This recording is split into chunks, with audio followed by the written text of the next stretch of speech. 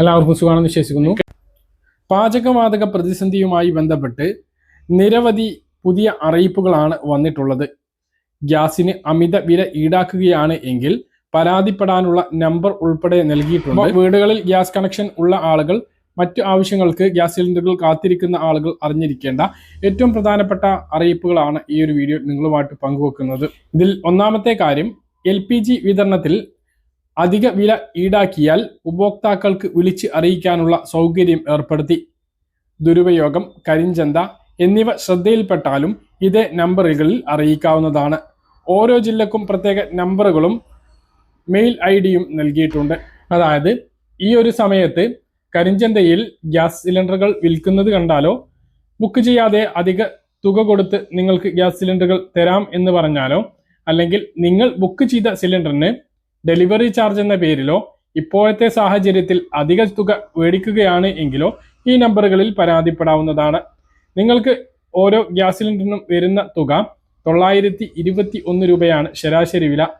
Delivery charge 5 കിലോമീറ്ററിന് പുറത്ത് 20 രൂപ മുതൽ മാക്സിമം 60 രൂപ വരെയാണ്.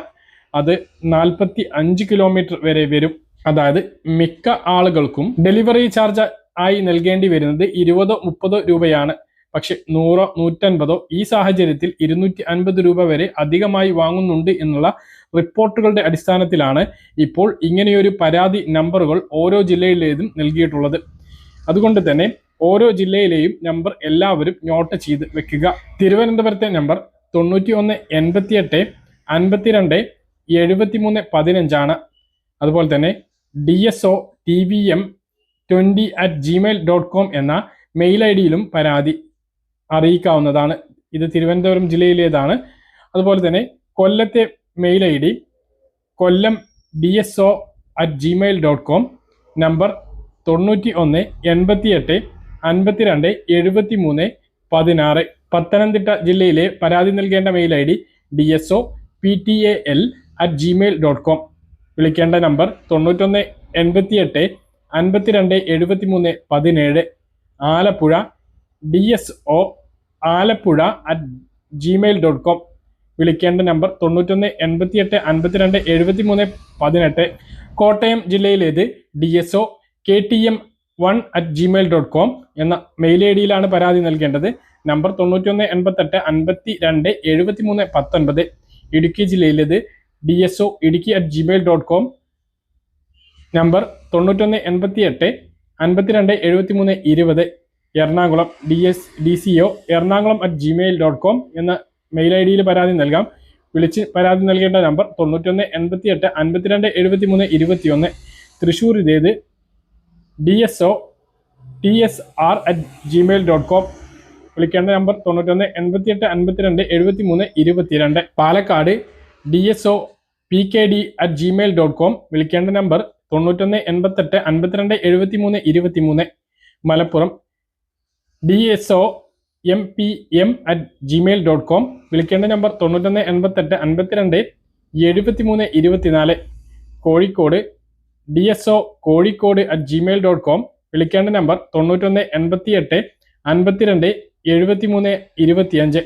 വയനാട് dso.വയനാട്1@gmail.com. വിളിക്കേണ്ട നമ്പർ 9188 52 73 26. കണ്ണൂരിലേത് kannur.dso@gmail.com. വിളിക്കേണ്ട നമ്പർ 91 88 52 73 27. കാസർഗോഡ് dso.ksd@gmail.com. 91 88 52 73 28. ഈ നമ്പറുകളിലോ അല്ലെങ്കിൽ ഈ മെയിൽ ID-യിലോ പരാതികൾ അറിയിക്കാവുന്നതാണ്.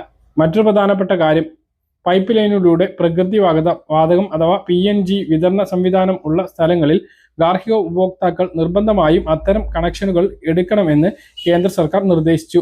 വിസമ്മതിച്ചാൽ LPG സിലിണ്ടറുകൾ ലഭ്യമാക്കില്ല എന്നും മുന്നറിയിപ്പ് നൽകിയിട്ടുണ്ട്. യുദ്ധം തുടരുന്ന സാഹചര്യത്തിൽ LPG പ്രതിസന്ധി രൂക്ഷമാകുന്നത് മുൻനിർത്തിയാണ് PNG വിതരണ ശൃംഖല വിപുലീകരിക്കാൻ നീക്കം. ആഭ്യന്തരമായി ഉൽപ്പാദിപ്പിക്കുന്നു എന്നതാണ് PNG-യുടെ നേട്ടം. ലഭ്യത ഉള്ളതിനാൽ സിലിണ്ടറുകൾ ബുക്ക് ചെയ്യുന്നതുപോലെ ബുദ്ധിമുട്ടുകൾ നേരിടേണ്ടി വരുന്നില്ല എന്ന സൗകര്യവും ഉണ്ട്. ലഭ്യമായിട്ടും PNG എടുക്കാതിരുന്നാൽ അത്തരം വീടുകൾക്കുള്ള LPG വിതരണം 3 മാസം കഴിയുമ്പോൾ നിർത്തുമെന്നാണ് പെട്രോളിയം മന്ത്രാലയം മാർച്ച് 24 പുറപ്പെടുവിച്ചിട്ടുള്ള ഉത്തരവിൽ വ്യക്തമാക്കിയിട്ടുള്ളത്. മറ്റൊരു പ്രധാനപ്പെട്ട കാര്യം, പാചകവാതക വിതരണവുമായി ബന്ധപ്പെട്ട നടപടികൾ ഏകോപിപ്പിക്കാനും നിർദ്ദേശങ്ങൾ നൽകുന്നതിനും സംസ്ഥാനത്ത് ക്രൈസിസ് മാനേജ്മെന്റ് കമ്മിറ്റി രൂപീകരിച്ചു. LPG വിതരണത്തിൽ കേന്ദ്ര സർക്കാർ പുറത്തിറക്കിയ നിർദ്ദേശങ്ങളുടെ പശ്ചാത്തലത്തിലാണിത്. ഹോട്ടലുകൾ ഉൾപ്പെടെ അർദ്ധ മുൻഗണനാ മേഖലകൾക്ക് പാചക വിതരണം ആവശ്യകതയുടെ 40% ലഭ്യമാക്കും. ആശുപത്രി, അംഗനവാടി, സ്കൂൾ അടക്കം മുൻഗണനാ വിഭാഗത്തിന് ആവശ്യകതയുടെ 100% ലഭ്യമാക്കും.